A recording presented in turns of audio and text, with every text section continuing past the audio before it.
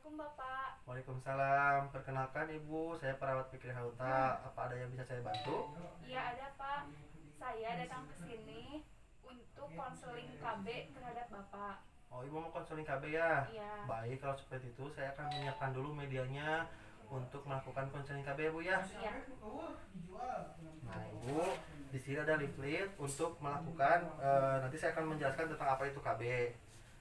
Nah selanjutnya eh, Ibu, apakah Ibu bersedia untuk mendengarkan saya menjelaskan tentang KB itu? Iya, saya bersedia. Nah, kalau Ibu bersedia untuk waktunya mungkin kira-kira 15 menit dan untuknya tepatnya di sini. Nah, kalau Ibu sudah bersedia, apakah Ibu sudah nyaman sekarang? Iya, sudah nyaman. Nah, Ibu sebelumnya saya akan menanyakan dulu pada Ibu. Ibu sebelumnya tahu gak apa itu KB? Sekilas ya, saya mengetahui tentang KB yaitu keluarga berencana untuk mencegah kehamilan. Cuma Nah, itu saja. betul Ibu. Nah, selebihnya saya nanti akan menjelaskan lebih terinci lagi tentang apa itu KB Bu ya. Iya. Nah, mulai saja Bu. Iya. Di sini itu KB itu yaitu keluarga berencana. Manfaat KB ya Bu ya. Manfaat KB itu adalah mencegah efek kesehatan jiwa dari kehamilan yang tidak diinginkan dan mengurangi aborsi, memungkinkan wanita untuk mengontrol kesuburan mereka sehingga dapat memutuskan bila dan kapan mereka ingin hamil dan memiliki anak. Nah, Ibu di sini ada jenis metode KB pasca persalinan. Nah, seperti ini Bu ya. Iya. Di sini ada ma itu yaitu metode amenor laktasi. Nah, yang ini. Dan di sini ada kondom. Selanjutnya ada AKDR yaitu alat kontrasepsi dalam rahim. Yang selanjutnya ada kontrasepsi mantap yaitu tubektomi dan vasektomi. Dan yang tadi saya sebutkan itu adalah non hormonal. Yang hormonalnya ada progestin yaitu pil, injeksi dan implan. Nah, yang kombinasinya ada pil dan injeksi. Baik, Ya. Ibu seperti itu. Nah, yang selanjutnya saya akan menjelaskan sedikit yang tadi sudah saya perlihatkan ya. Di sini ada yaitu metode amenor laktasi. Yaitu metode amenor laktasi itu adalah kontrasepsi yang mengandalkan pemberian air susu ibu secara eksklusif, artinya hanya diberikan ASI tanpa tambahan makanan apapun, minuman apapun yang lainnya. Selanjutnya, di sini ada keuntungan metode amenor laktasi. Nah, di sini keuntungan kontrasepsinya itu efektivitas tinggi, keberhasilannya 98% pada 6 bulan pasca persalinan. Segera efektif, tidak mengganggu senggama, tidak ada efek samping secara sistematik. Nah, di sini ada keuntungan non kontrasepsinya, Bu. Yang untuk bayinya mendapatkan kekebalan pasif, mendapatkan antibodi perlindungan lewat ASI. Nah, untuk ibunya mengurangi pendarahan pasca persalinan, mengurangi resiko anemia, meningkatkan hubungan psikolog ibu dan bayi. Di sini ada keterbatasan Ibu untuk metode amenor laktasi yang ma.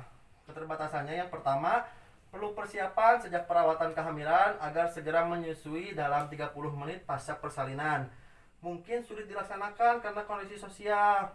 Nah, di sini kan tadi yang pertama mah, yang keduanya di sini ada kondom Ibu. Kondom itu merupakan selubung atau sarung karet sebagai salah satu metode kontrasepsi atau alat untuk mencegah kehamilan dan atau penurunan penyakit kelamin pada saat bersenggama. Cara kerjanya adalah menghalangi terjadinya pertemuan sperma dan sel telur dengan cara mengemas sperma di ujung selubung karet yang dipasang pada penis sehingga sperma tersebut tidak tercurah ke dalam saluran reproduksi perempuan. Nah, di sini saya juga akan menjelaskan manfaat dan keterbatasan kondom ya Bu ya. Ya. Di sini ada manfaat kontrasepsinya. Yang pertama, efektif mencegah kehamilan bila digunakan dengan benar. Yang keduanya, tidak mengganggu produksi ASI, tidak mengganggu kesehatan klien, dan tidak mempunyai pengaruh sistematik. Ini manfaat kontrasepsinya. Di sini ada manfaat non kontrasepsi yaitu membantu mencegah terjadinya kanker serviks, mengurangi iritasi bahan karsinogenik eksogen pada serviks, mencegah penularan IMS dan HIV. Di sini ada keterbatasan kondom Ibu. Yang pertama, cara penggunaan sangat mempengaruhi keberhasilan kontrasepsi. Agak mengganggu hubungan seksual, mengurangi sentuhan langsung. Harus selalu tersedia setiap kali berhubungan seksual. Malu membeli kondom di tempat umum.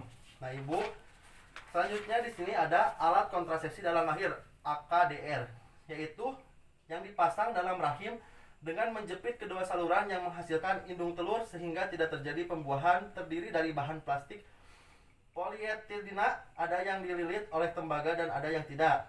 Cara kerjanya, mencegah terjadinya fertilisasi tembaga pada AKDR, menyebabkan reaksi inflamasi steril, toksik buat sperma sehingga tidak mampu untuk fertilisasi. Alat kontrasepsi dalam rahim AKDR ini, yang tadi keuntungannya yang pertama, ini ibu efektivitas tinggi dari 99,2 sampai 99,4%. Nah, dapat efektif segera setelah pemasangan. Metode jangka panjang sangat efektif karena tidak perlu lagi mengingat-ingat, tidak mempengaruhi hubungan sosial. Ini keuntungannya, Bu. Untuk keterbatasannya KDR yang pertama, tidak mencegah infeksi menular seksual. Tidak baik digunakan pada perempuan dengan IMS atau perempuan yang sering berganti pasangan. Diperlukan prosedur medis termasuk pemeriksaan pelvis. Nah, itu Bu, untuk alat kontrasepsi dalam rahim. Selanjutnya ada alat kontrasepsi mantap, yaitu tubektomi dan vasektomi. Tubektomi itu adalah metode operasi wanita, metode kontrasepsi mantap yang bersifat sukarela bagi seorang wanita bila tidak ingin hamil lagi, dengan cara mengoklusi tuba fallopi, mengikat dan memotong atau memasang cincin sehingga sperma tidak dapat bertemu dengan ovum. Nah, untuk waktu penggunaannya idealnya dilakukan dalam 48 jam pasca persalinan. Dapat dilakukan segera setelah persalinan atau setelah operasi sesar. Jika tidak dapat dikerjakan dalam 1 minggu setelah persalinan, ditunda 4-6 minggu. Di sini ada manfaat dan keterbatasan untuk tubektomi. Manfaatnya, kontrasepsi efektivitasnya tinggi 99,5%. Tidak mempengaruhi proses menyusui, tidak bergantung pada faktor senggama. Ini manfaatnya, Ibu. Di sini ada keterbatasannya. Yang pertama, harus dipertimbangkan sifat permanen kontrasepsi ini tidak dapat dipulihkan kembali kecuali dengan operasi rekanalisasi. Nah, yang di sininya dilakukan oleh dokter yang terlatih, yang keterbatasannya, Bu, ya. Iya. Selanjutnya ada kontrasepsi mantap, tubektomi dan vasektomi. Di sini ada vasektomi, Bu. Vasektomi itu adalah metode operasi pria atau MOP. Adalah prosedur klinik untuk menghentikan kapasitas reproduksi pria dengan cara mengoklusi fasa deferensa sehingga alur transportasi sperma terhambat dan proses fertilisasi penyatuan dengan ovum tidak terjadi. Jenisnya ada insisi dan ada vasektomi tanpa pisau atau VTP. Waktunya bisa dilakukan kapan saja.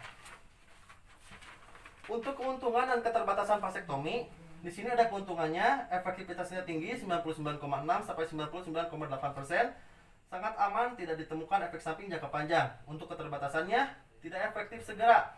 WHO menyarankan kontrasepsi tambahan selama 3 bulan setelah prosedur kurang lebih dari 20 kali ejakulasi. Nah, selanjutnya ada hormonal. Yang pertama ada hormon progestin, yaitu metode kontrasepsi dengan menggunakan progestin, yaitu bahan tiruan dari progesteron. Ada pil, injeksi atau suntikan, dan implan. Di sini ada hormon kombinasi, yaitu metode kontrasepsi dengan menggunakan kombinasi hormon mengandung hormon estrogen dan progesteron. Ada pil, injeksi atau suntikan. Nah, di sini Ibu ada pil progestin. Ya, keuntungannya efektif jika diminum setiap hari dari waktu yang sama. 0,05 sampai 5 kehamilan atau 100 perempuan dalam 1 tahun pertama. Tidak diperlukan pemeriksaan panggul, tidak memengaruhi ASI. Untuk keterbatasannya harus digunakan setiap hari dan pada waktu yang sama. Bila lupa 1 pil saja, kegagalan menjadi lebih besar. Ini untuk pil progestin. Selanjutnya ada injeksi atau suntikan progestin. Keuntungan dan keterbatasannya. Yang keuntungannya sangat efektif, 0,3 kehamilan per 100 perempuan dalam 1 tahun pertama. Pencegahan kehamilan jangka panjang, tidak berpengaruh pada hubungan suami istri. Untuk keterbatasannya, klien sangat tergantung pada tempat sarana pelayanan kesehatan harus kembali sesuai jadwal suntikan. Tidak dapat dihentikan sewaktu-waktu sebelum suntikan berikut. Tidak mencegah IMS. Di sini ada implan. Implan adalah alat kontrasepsi bawah kulit yang mengandung progestin yang dibungkus dalam kapsul silastik silikon polidimetrik. Keuntungan kontrasepsinya sangat efektif, kegagalannya 0,2 sampai 1,0 kehamilan per 100 perempuan. Daya gunanya tinggi, perlindungan jangka panjang sampai 5 tahun. Keuntungan non kontrasepsinya mengurangi nyeri haid, mengurangi jumlah darah haid, mengurangi atau memperbaiki anemia, melindungi terjadinya kanker endometrium. Ini untuk iklan, Ibu, ya. Di sini ada keterbatasan kontrasepsi iklan. Yang pertama, membutuhkan tindak pembedahan minor untuk insersi dan pencabutan, tidak mencegah infeksi menular seksual, dan efektivitas menurun bila menggunakan obat tuberkulosis atau obat epilepsi. Di sini ada pil kombinasi. Keuntungan dan keterbatasannya. Keuntungannya efektivitas yang tinggi, 1 kehamilan per 100 perempuan dalam tahun pertama penggunaan. Risiko terhadap kesehatan sangat kecil, tidak mengganggu hubungan seksual. Untuk keterbatasannya, membosankan karena harus menggunakannya setiap hari, tidak boleh diberikan kepada perempuan menyusui, dan tidak mencegah IMS. Di sini ibu ada suntikan kombinasi. Keuntungan kontrasepsinya sangat efektif, 0,1 sampai 0,4 kehamilan per 100 perempuan selama tahun pertama penggunaan. Risiko terhadap kesehatan kecil, mengurangi di sini ada keuntungan non kontrasepsinya, mengurangi jumlah pendarahan, mengurangi nyeri saat haid, mencegah anemia, dan melindungi klien dari jenis-jenis tertentu penyakit radang panggul. Untuk kerugian suntikan kombinasi di sini ada kerugiannya ibu. Yang pertama, pola haid tidak teratur, pendarahan bercak atau pendarahan setelah sampai 10 hari, mual, sakit kepala, nyeri payudara ringan, dan keluhan seperti ini akan hilang setelah suntikan kedua atau ketiga. Nah ibu, di sini saya telah menjelaskan tentang tadi apa itu KB. Jadi untuk selanjutnya, apakah ibu akan menggunakan KB seperti apa ibu? Mungkin nanti didiskusikan dulu ya bersama suami saya. Oh baik ibu, kalau seperti itu nanti semoga aja ibu memilih KB yang terbaik menurut ibu ya bu ya. Iya. Nah untuk seperti itu saya sudah menjelaskan semuanya pada tentang itu KB. Selanjutnya mungkin apa ada yang bisa saya bantu lagi ibu? Tidak ada, sudah saya pahami. Baik ibu, kalau seperti itu kita akhiri saja sekarang tentang pendidikan kesehatan konseling KB-nya. Iya. Baik ibu, saya akan kembali lagi. Assalamualaikum warahmatullahi wabarakatuh. Waalaikumsalam warahmatullahi